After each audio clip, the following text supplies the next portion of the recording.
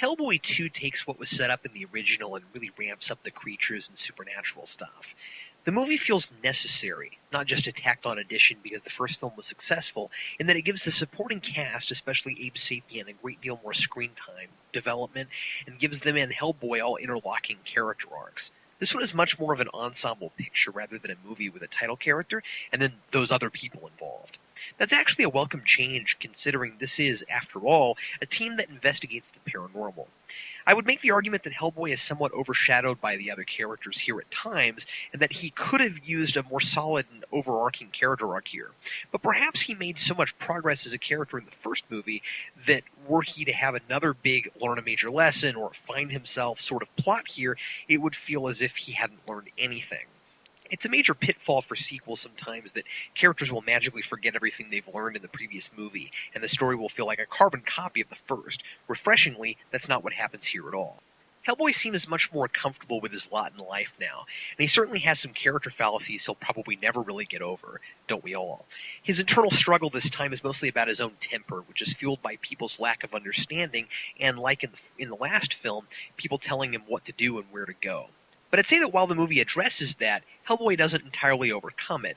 Toward the beginning of the film, he lets the world know once and for all that he does indeed exist, by bringing a fight right down onto the city streets in the middle of a huge crowd, conveniently including a reporter and a camera crew.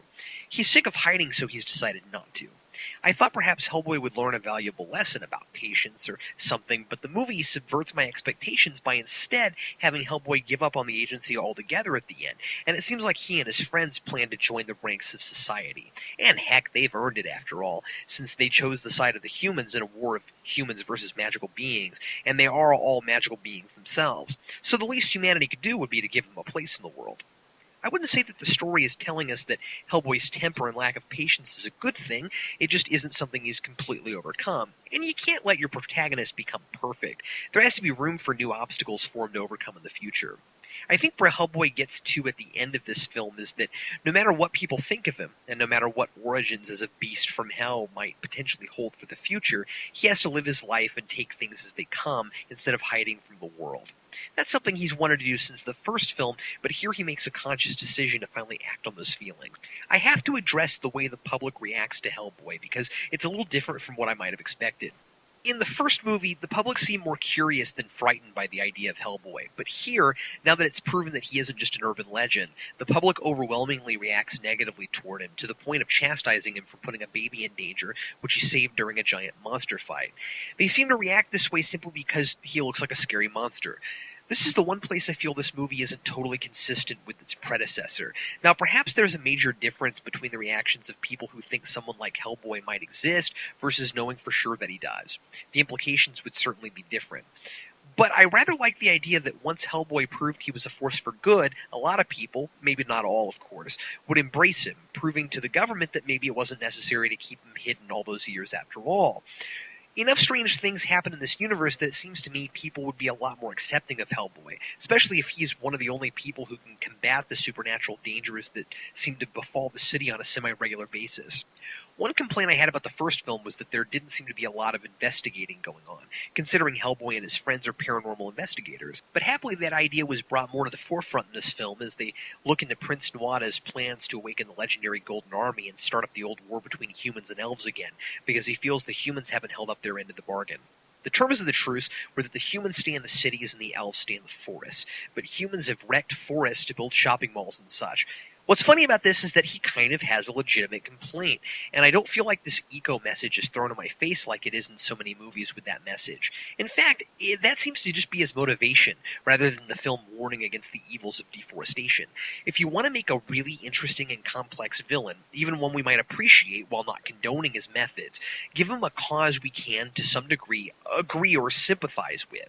Yeah, if humanity signed a truce with the elves, giving them the forest, then they really have gone against the truce, but that doesn't mean the answer is to raise an indestructible army to level the whole human population.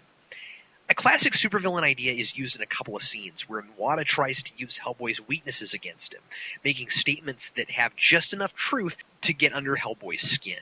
He tells Hellboy that he's more like Nuada and his people than he is like the humans.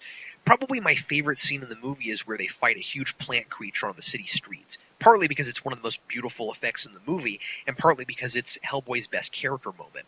Nuada tells him that, like Hellboy, the plant creature is the last of its kind, and Hellboy hesitates for a long time. But he finally shoots it because it's a threat to innocent people. That's what really makes Hellboy a hero. He sacrifices what he wants for the sake of others. I do wish Nuada had a little more screen time and more scenes with Hellboy, because he's one of those villains who I could see actually tempting Hellboy, if only for a short time. It seems just a given here that Hellboy and the others would side with humanity in this conflict, and I would have liked the movie to question that a bit more. It might not have been a bad idea even to bring back the question that bookended the first film, what makes a man, and have Hellboy answer that to justify why he's siding with humanity. Each of the main characters have an arc that centers around a profound love for someone and being faced with the difficult choice of sacrifice to save that person. This is the main theme of the film, and it doesn't feel too forced or obvious, with the possible exception of Abe Sapien. There are ideas the movie establishes but doesn't spend enough time on. One, as I mentioned, is Prince Nuada's motivations and his attempts to manipulate Hellboy. And another is Abe Sapien's relationship with Princess Nuada. They really only have one major scene together to establish they're interested in each other, but they've just met, and instantly Abe is in love with her, to the point that, at the end, he's willing to sacrifice the world for her. His love feels genuine, and I do really like this subplot. More screen time and character development for Abe is something I wanted in the first movie, but I can't really tell if these two characters have much chemistry because they don't spend enough time together. Most of the establishment of Abe's feelings actually come from a great scene with Hellboy, in which they get drunk and sing together. There are a lot of good comedic moments, but this is my favorite. Abe gives Prince Nuada the other piece needed to awaken the Golden Army without hesitation at the end, because he threatens the princess. Now, I do kind of question this a bit. We know that their being twins gives them a link so that whatever injury happens to one happens to the other. And that's illustrated right in front of Abe when Prince Nuada cuts his sister and the same cut appears on his face. I'm not sure if he's bluffing because I don't know what he could really accomplish if he killed himself before getting the other piece, which is exactly what he'd be doing if he killed his sister. But I suppose Abe might not be thinking clearly enough to question it either. When someone you love is threatened, your first impulse would be to act, not to think. Still, I did question this a little bit. Liz may also be sacrificing the world to save Hellboy. They go to a bizarre creature who can remove the shard of sword from his heart without killing him, but that creature claims to know the future, that if Hellboy lives, he's destined to destroy the Earth.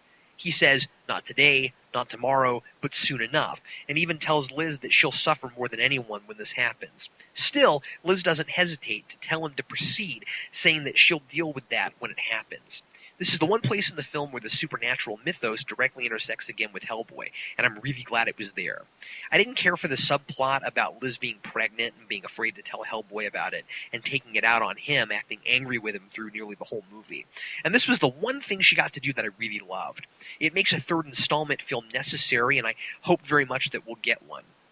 Speaking of Liz and Hellboy's relationship, I'd say that if someone saw this film without the first, they'd probably wonder why these two are even together. And while we know fairly early on why she's so upset, it's hard, at least for me, to find her very likable. I understand she's probably thinking about how alienated their children will be in a world that fears the unknown, and she might even be afraid they'll end up with powers they can't control, though none of these things are mentioned. But the first real tender scene between the two happens more than halfway through the movie. Just because she's afraid and worried doesn't mean we don't need to see that she still wants to be with him and that they're still a good couple that should be together.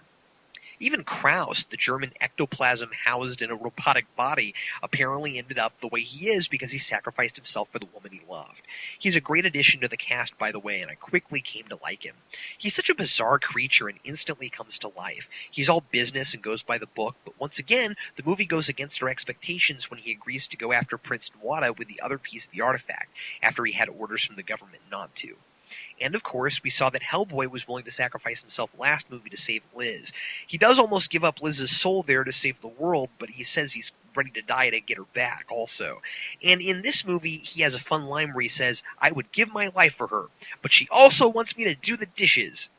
And we see one final example of this when Princess Nuada kills herself at the end to kill her brother. The message is clearly that if you care for someone, you'll give up anything for that person. And even with several examples, it doesn't feel forced or preachy. Like I said, it's just the idea that holds all these subplots together.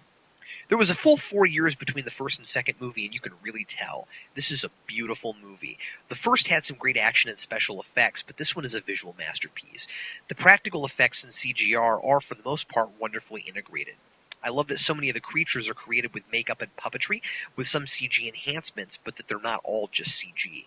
The troll marketplace is amazingly detailed. I found myself looking around, trying to see as many of the different creatures as I could before they came off screen.